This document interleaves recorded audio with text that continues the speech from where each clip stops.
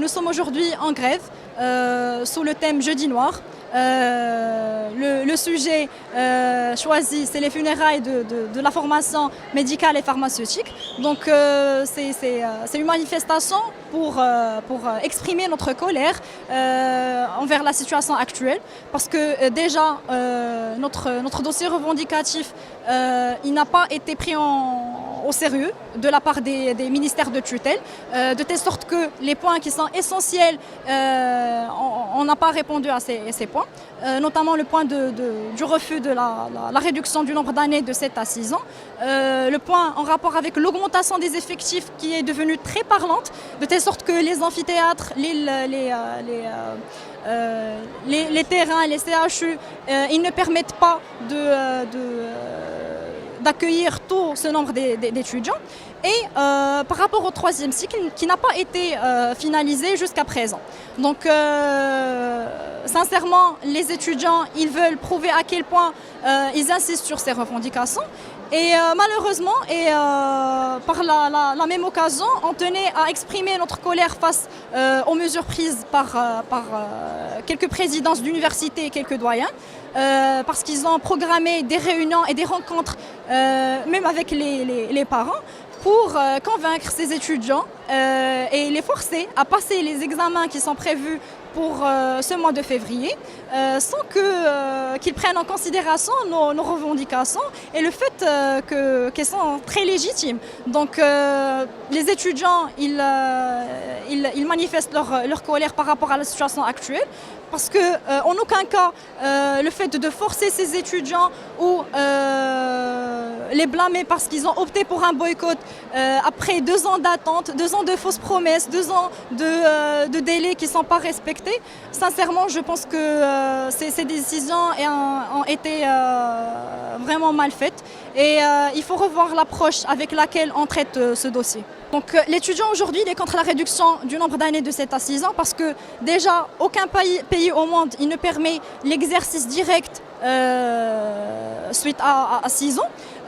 Quand on cherche les autres modèles, on trouve que 6 ans permettent d'avoir un diplôme, c'est-à-dire un diplôme de médecine, et pas l'exercice directement. Donc les pays qui optent pour les 6 ans pour la formation, ils ont ce qu'on appelle l'internship, c'est-à-dire 1 an de formation pratique en santé publique par exemple, ou bien l'exemple des États-Unis où il y a 4 ans d'études pré-médicales, 4 ans d'études médicales et 1 an d'internship avec la médecine générale ou la médecine de famille comme spécialité. Donc les pays qui optent pour les 6 ans, ce sont des pays qui ont la médecine générale soit comme spécialité, soit qu'ils ajoutent 1 an de formation qui est équivalente à notre 7e année qu'on passe au sein des CHP et CHR à apprendre à forger ce qu'on a appris lors des années de formation de base à travers des stages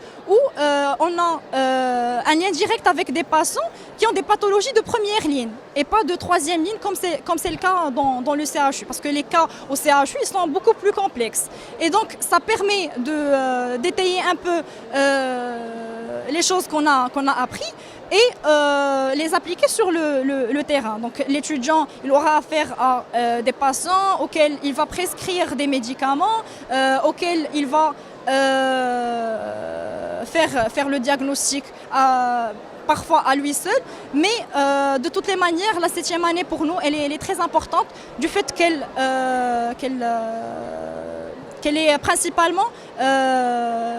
tourne principalement autour de la formation pratique. Sincèrement, on a frappé les portes des 2 ministères de tutelle.